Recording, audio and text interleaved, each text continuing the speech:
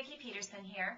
The question I wanted to answer today had to do with autoimmune disease and its relationship to gluten sensitivity. There's a very strong relationship there. Gluten sensitivity is known to be related to diabetes, asthma, thyroid disease, eczema, psoriasis, dermatitis herpetiformis, osteoporosis, Sjogren's, lupus, rheumatoid arthritis. So to name a few, a very strong association there.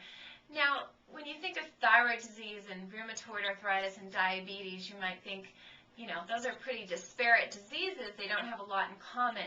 But what is in common about all autoimmune disease is that your body's immune system is attacking you. And your immune system is designed to attack something bad and a foreigner. So autoimmune just means the immune system, auto meaning yourself, is attacking yourself. And so that's what all these diseases that may seem very different from one another do have a common thread. And when the autoimmune diseases are taken together as a whole, all those diseases I mentioned plus a few more, when they're grouped together as a whole, they're estimated to be the third leading cause of death in this country. So that encompasses a lot, and when there's a large tie-in between them and gluten sensitivity, it's definitely something we want to pay attention to. So in my book, The Gluten Effect, we talk about this in detail, but I wanted to just give a bit of an overview. So there's two major mechanisms that gluten is associated with autoimmune disease. The first one has to do with the fact that in a gluten-sensitive person, gluten is considered a foreigner. It's considered a toxin instead of a source of nutrition. And the immune system attacks that gluten, and what attacks it is something called antibodies. So those antibodies are directed against gluten, and they're designed to attack it. Now that's happening initially in the small intestine, but there's enough damage that occurs to the small intestine that it becomes leaky, or its permeability increases. We fondly refer to that as a leaky gut. And when that intestine gets leaky, those antibodies can escape out of the small intestine into the bloodstream as a whole. Now remember, gluten or gliadin is a protein, and there's a lot of protein in our bodies.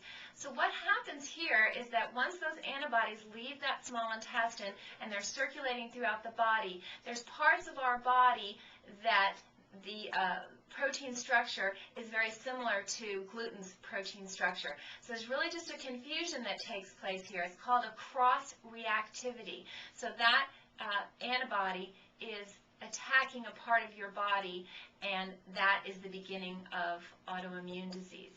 So that's mechanism number one.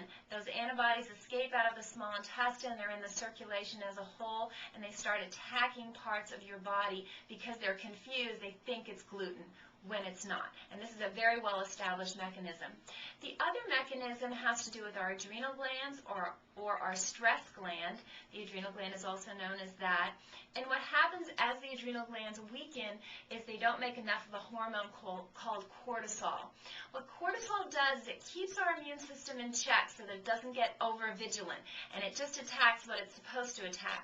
Unfortunately, as the adrenal gets weaker, then you make less cortisol, and the brakes on the immune system get let go, and the immune system can get a bit carried away, over-vigilant, and start attacking parts of the body.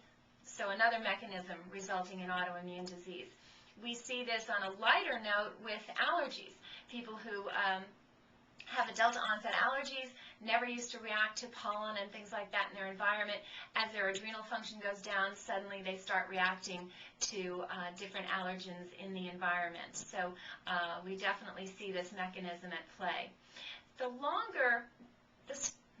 major point I want to make here with autoimmune is not to just get you fearful of it, but encourage you and those you care about, family members, to get diagnosed quickly.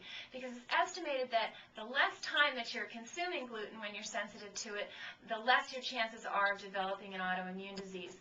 On the flip side, in gluten-sensitive and celiac family members, close relatives, even those exhibiting no digestive complaints, they had a 5 times greater incidence of autoimmune disease than that in the healthy, normal population.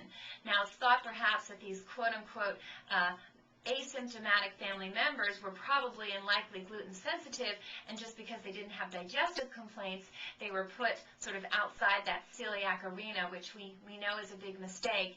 And we also know that probably less than 1/3 of the time do gluten-sensitive patients have digestive complaints. So just because there's no digestive complaint does not mean that you do not have a sensitivity to gluten. So I hope this helps. There's definitely a lot more in our book, The Gluten Effect, but it's very important information because autoimmune disease, as I mentioned earlier, is our third leading cause of death, and that's serious. So I hope this was informational, helpful, and until next time, I wish you very good health.